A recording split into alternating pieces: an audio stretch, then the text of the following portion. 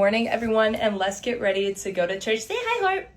She's focusing on her Santa right now. When I tell you she got real beef with Santa, you don't like Santa, huh? You don't like Santa. You don't like Santa. But me and Heart are gonna get ready. She's already ready. But I need to do my makeup, and I know y'all miss the 10-minute get ready with me's. And I was like, you know what? I need to return back to this because it's been way too long, and I just love to yap just a little bit. So let's chat girly pops and let's get ready to go to church. One, let me catch my breath. That was a lot of energy on a very early morning. You guys would actually be so proud of me. I haven't been using anything on my brows. I've just been brushing through them and keeping them as they are. She's maturing. But yeah, you guys, happy Sunday. I just dropped off Malik at church. For those who do not know, Malik usually serves at church. So I drop him off in the morning and then come back, get ready, and then I go, the whole nine. And I'm babysitting, watching my daughter, Harper, per usual. And Harper gained 1.5 pounds. And I'm so excited because she was 2 pounds on the dot, and now I think she's 3.7. I'm so proud of my girl. She's growing up. It's so crazy how life has been lifing as of recently. I don't know, just like moving to Orlando, starting a new life, living the wife life, starting a family, making my place feel like home has been such a treasure, and just taking a break from Save Not Soft. God has been speaking in so many different ways. I've honestly just been basking in the sweetness of God and just holding his presence. Malik and I did, usually Malik and I on his page every Sunday, but we've been traveling and stuff, do this thing where he plays, we share a word, or we pray, or whatever it may be. And today we prayed. Man, I was a mess right after that. I was just so wrecked by the presence of God, because it's just holding him and knowing who he is and just being in his presence. I can't just make it more simplified than that. Just the presence of God is the sweetest place anyone could ever find themselves in.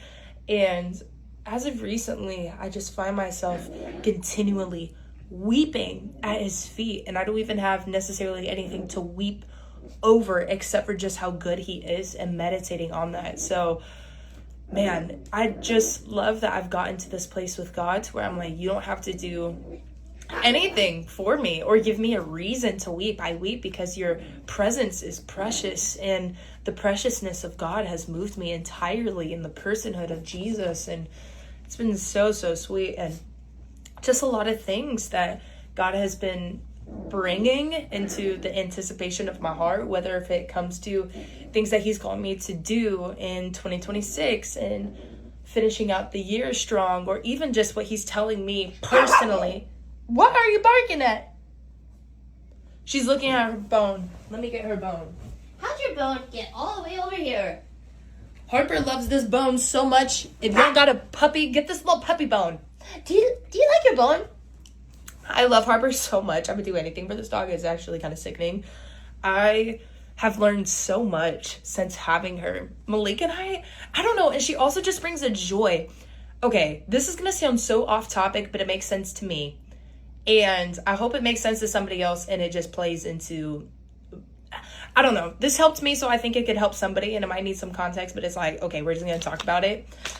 I saw this therapist on TikTok say something that was so powerful that I think a lot of people could just like, and she said, and this is just like a therapist, like I don't think she's a Christian therapist or anything like that, but she said something along the lines of like, her unpopular opinion when it comes to psychotherapy, helping people, and mental health, and being a person who's like, I want to fix my mental health, I want to be one who is right in the mind and just like gets myself right and like super hyper vigilant over their mental lifestyle. She said her unpopular opinion is that if you focus so much on your mental health and evolving it and becoming a better you, and you're so focused on, I need to do this, I need to become this, X, Y, and Z, you're actually missing out on practical everyday things that would get you to that place anyways, that are far more effective. And I say all this to say is because I feel like before I got Harper, because she's still a little busybody and she's just like all over, and Loki even before marriage, and I don't know, like I just felt like there was a lot of things in my mind where I was like, I have to be this, I have to fix this, I have to do these things, and it wasn't making me any better, like if anything. And I feel like that translates into our walk with the Lord. We think we have to be or start something, and I feel like something that the Lord has just really dug down in my spirit is that it's not a starting, it's a joining. If I join in what God is already doing, I don't have to worry about starting and continuing something in my power. Dallas Jenkins, who created The Chosen, said this thing that was so good. And he was talking about how God told him it's his job to bring the 5 loaves and the 2 fish, and he multiplies. And so if I just know I have to bring the 5 loaves and the 2 fish, everything else is going to work out. But I feel like I was in this weird incarceration mentally and low-key spiritually before getting Harper, and low-key before marriage as well. It was more heavily before marriage, and then stepping into it of like, I have to be the best me, and I have to get it to the 10 and to the T, and like all these things. And it's like, girl, I noticed my mental health and spiritual health improved drastically when I just began to love others and not worry so much about myself. I know that sounds so crazy, but it's like, I promise you, the more I just like began to be selfless with my life and care for other people, whether if it's in my marriage or whether if it's the people that God has called me to minister to, or my little puppy, it's like, those are the things that drastically improves who you are, your personhood, your identity, instead of, oh my gosh, I thought she was gonna fall. Instead of always hyper fixating on like, I have to be this version of myself. Do you get what I'm saying? What's gonna get you to that version of yourself is just life experiences.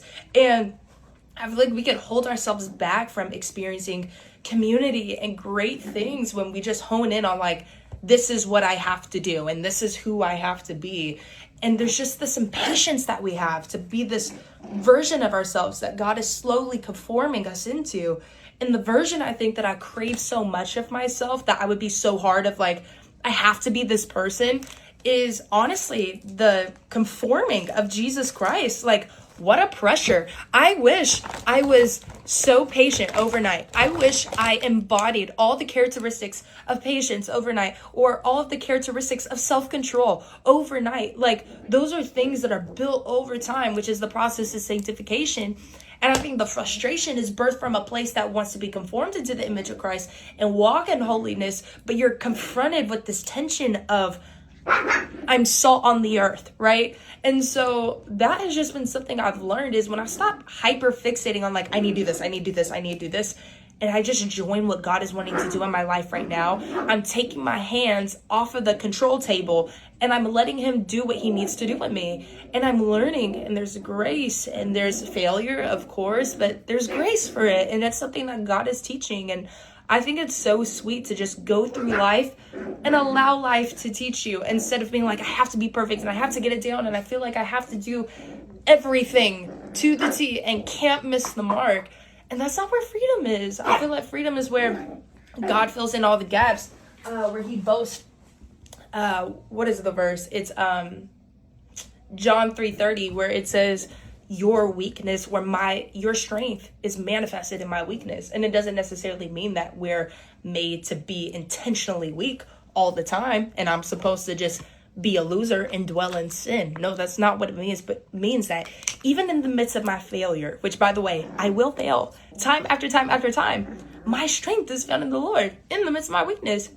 And it's just a matter of me bringing the 5 loaves and the 2 fish, and God will do the rest. That's brought me so much freedom. Do you understand what I'm saying? So I feel like things like Harper and like getting married and stuff has just brought me closer to his feet. Okay. Oh my gosh. Do you hear my little rat dog squirming? Come on. She's a little crazy nut. Harper, you're a crazy nutty girl. She's like, yeah, I know. I hope that made sense. You ever just yap and then you're like, did that make sense? I hope it did. Okay. Mascara and we're done because we have 20 seconds. This girl. Okay, guys, we are finishing up right now. Oh my gosh, I have 10 seconds. Harper, you and this dang bone. She don't like being in here. Harper, can you say bye with me? We love you guys. Happy Sunday. God bless. Oh my God.